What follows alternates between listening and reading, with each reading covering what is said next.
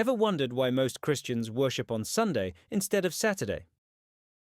Some say it's tradition, but what does the Bible really say? Let's dive into Revelation 1:10, where John says, "I was in the Spirit on the Lord's Day."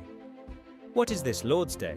For early Christians, the Lord's Day became synonymous with the day Jesus rose from the dead, the first day of the week, a day of triumph and new creation. Now let's jump to Acts 27.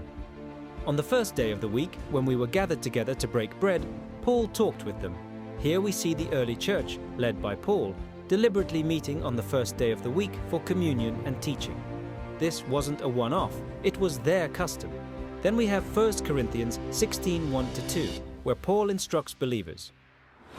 On the first day of every week, each of you is to put something aside and store it up, as he may prosper. Why the first day? Because this was the day they gathered. It solidified Sunday as the regular day for community worship and giving. And finally, the cornerstone. John 20:1-22. It explicitly details Jesus' resurrection on the first day of the week and his subsequent appearances to his disciples on that very day. The resurrection fundamentally changed everything. The old covenant pointed to a future rest. The new covenant celebrates the new creation inaugurated by Jesus' triumph over sin and death on the first day.